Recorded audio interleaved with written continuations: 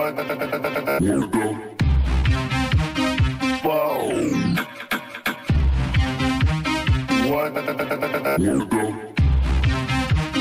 What the fuck?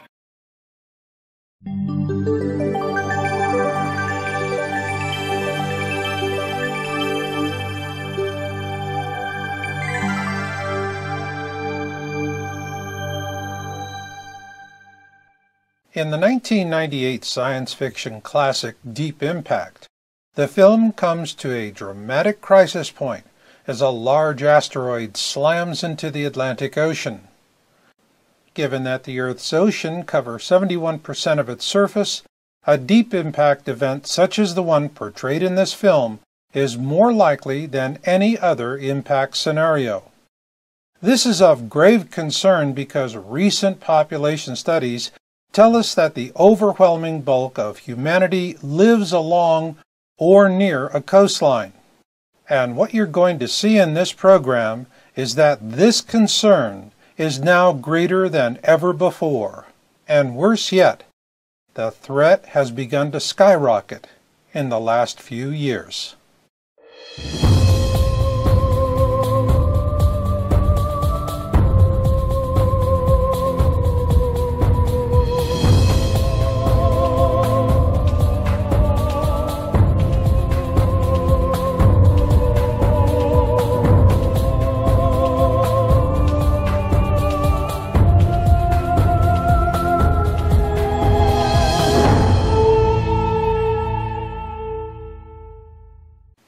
Deep within each of us is a racial memory of rocks falling out of the sky and killing people.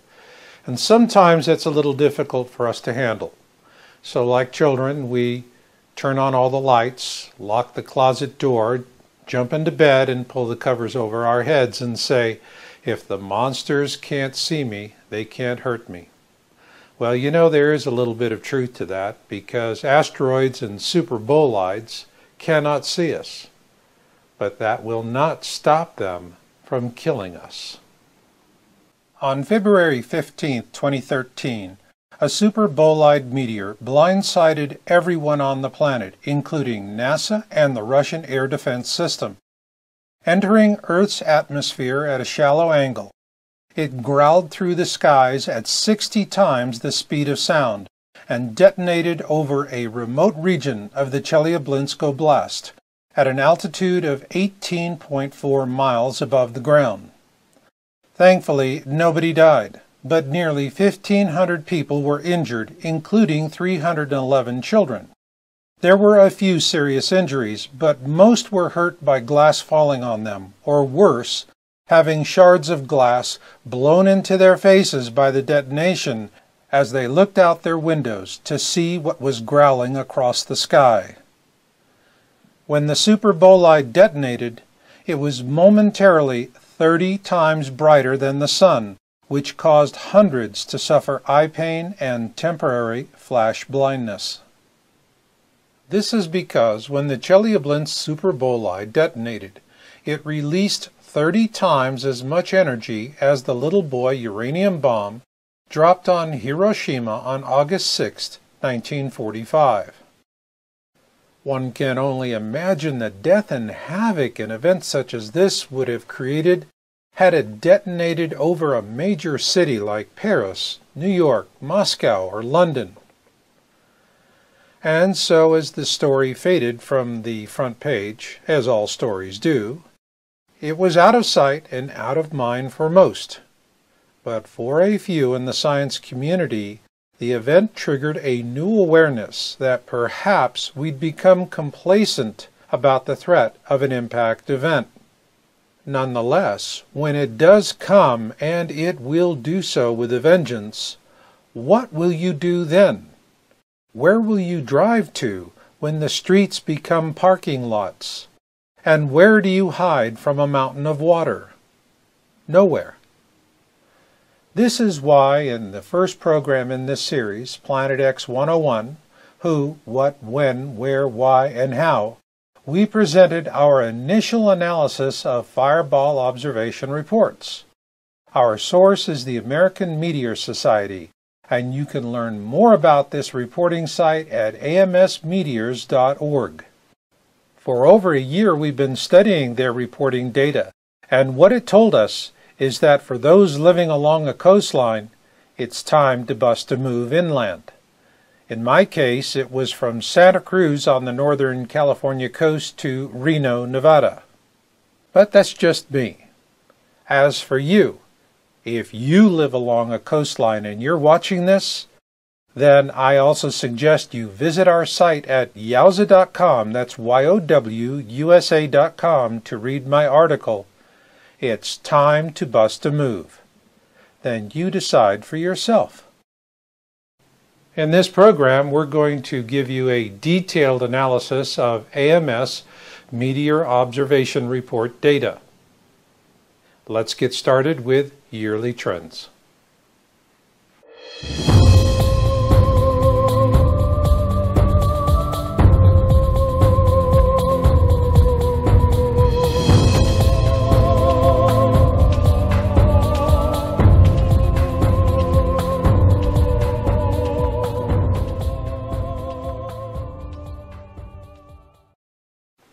At yowza.com, what we're tracking are fireball reports, those big ugly rocks that fly through the sky and make the evening news.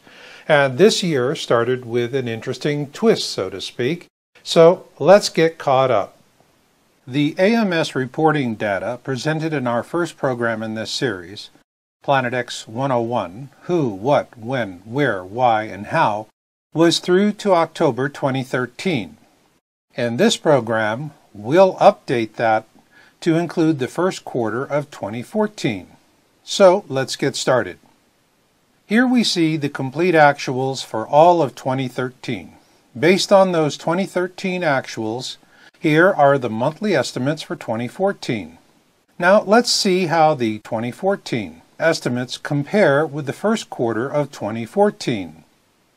In January, the estimate is spot on. The actual for January is consistent with the estimate based on the prior year actual. However, in February, we see a drop, not only from the estimate, but from the February 2013 actual as well. Again in March, we see the same thing as February. The actual is below the estimate as well as the prior year actual. So what could account for this?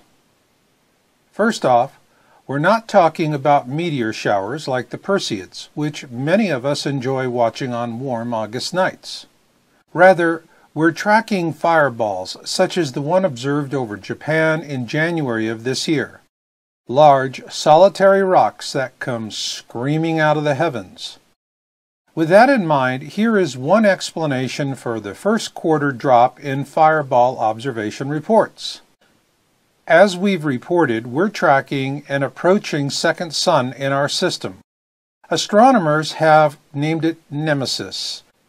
It is the core of what we refer to as the Planet X system.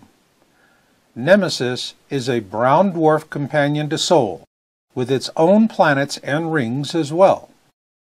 To illustrate one explanation for the drop in the 2014 first quarter fireball observations, let's use this illustration of the rings of Saturn as the backdrop for our example.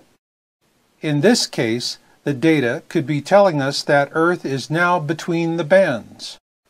Therefore, we do not really know what is coming next. Another bigger band? Or could it be over? With either scenario, the terms coincidence and natural variability come to mind. They did for us, and for that reason, we dug hard into the data. And here is what we found.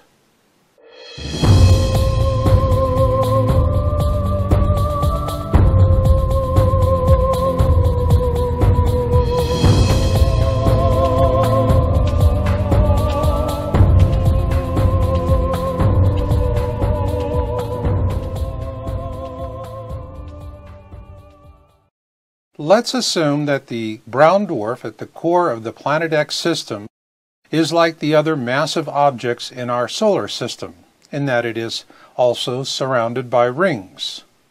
So, Are we encountering those rings? If so, how would it be expressed in the data? Let's see. For the purpose of this study, we're going to use a line graph instead of a bar chart. And here we are starting with the 2013 to 2014 actuals based on current AMS reporting data. Using this data, we can project through to the end of 2015, and this shows a steady uptick. Then when we extend the projection out to 2016, we see an even greater uptick happening. And finally, when we go to the end of the projection in January 2017, the trend does appear ominous. With this in mind, let's see where the Chelyabinsk super bolide that detonated over Russia on February 15, 2013 fits into this picture. Here we have added the Chelyabinsk super bolide to our previous timeline. What it shows is that there has been a steady uptick in actuals since that event. However, when we expand the timeline to cover the period 2009 through January 2017, this is when we really begin to get a sense of what is happening. This is not coincidence, nor is it natural variability. And if you're living along a coastline, you should be concerned. Now let's take a look at multi-state observations.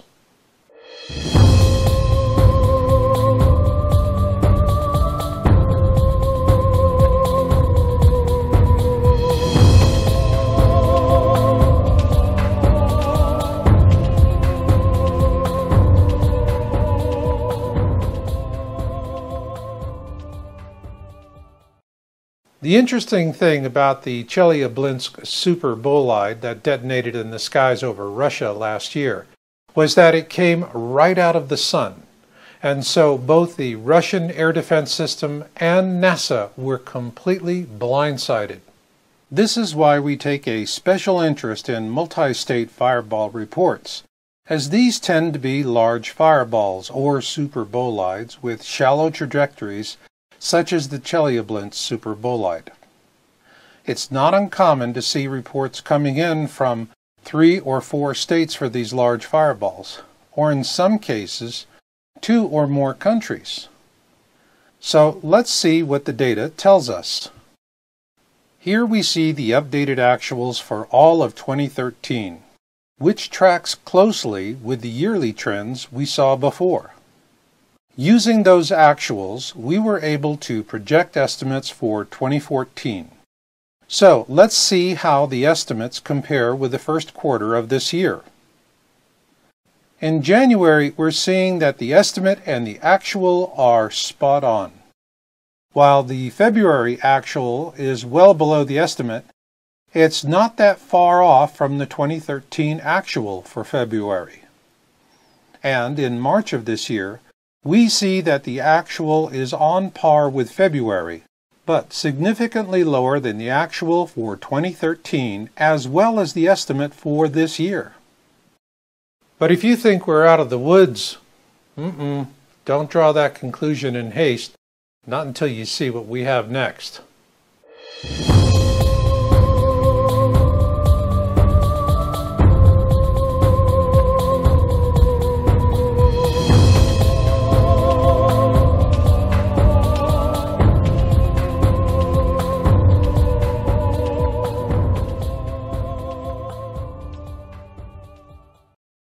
The AMS data set is very rich with many different types of data, but the one that really gets our attention the most are called huge events.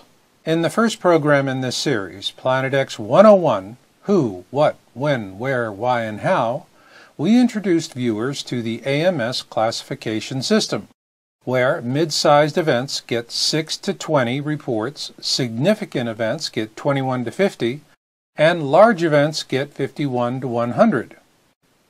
Huge events get 100 plus reports. The huge classification is usually reserved for the biggest, brightest, and noisiest space rocks.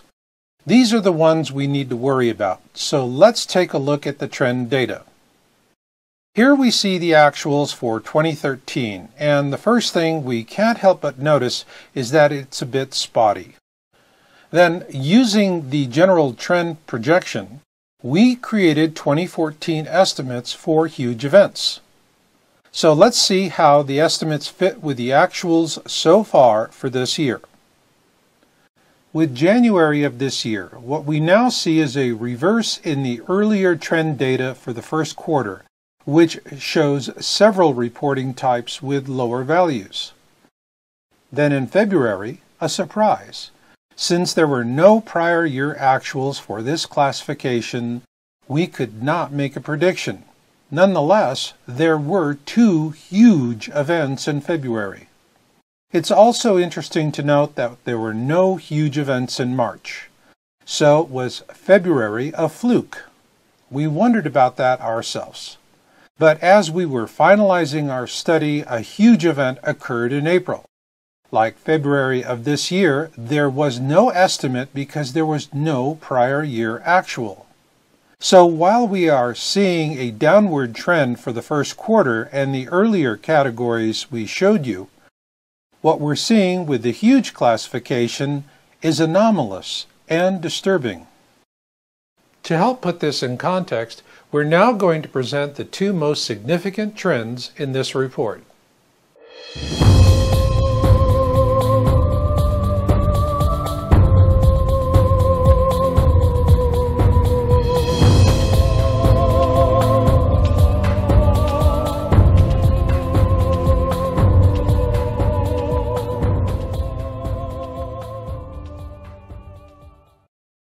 We're now going to show you the 2 most significant trends, huge events and multi-state events.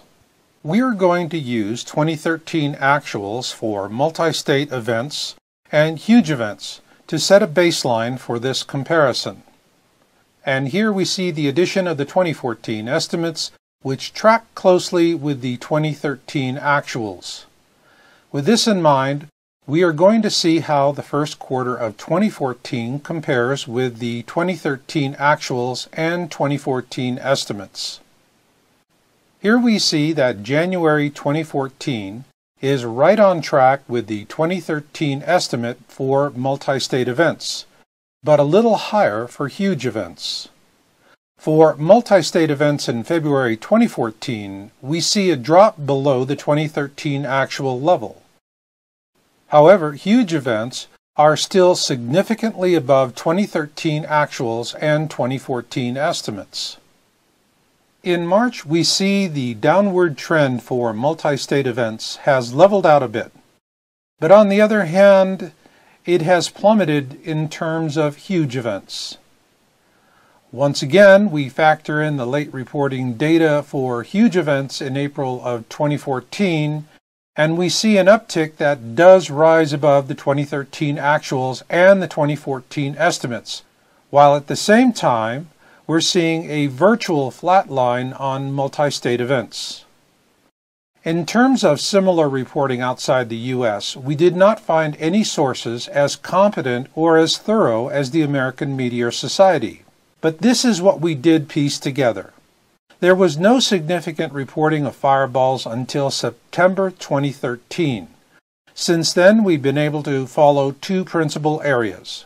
In Europe, we're seeing multi-country reports that span all the way across Europe, over the UK, and some even as far as Ireland. In Oceania, we're seeing multi-country reports that span the distance from New Zealand to Australia. These observations are based on the timestamps of the reports. Given that 71% of the surface of our planet is covered by oceans, we believe that unless these trends dramatically reverse themselves this year, there is a high likelihood of a deep impact event in our near future. This was a key factor in my own decision to bust a move from the Santa Cruz area of California to Reno, Nevada. Now, for those of you living along a coastline, I hope you take the information presented in this program to heart, and that you do the same. And just remember, every day of procrastination is one less day of survival options. And I'll leave it on that note. So until the next time we meet, remember Marshall's motto, destiny comes to those who listen and fate finds the rest. So learn what you can learn, do what you can do, and never give up hope. This is Marshall, and I'll catch you on the backside.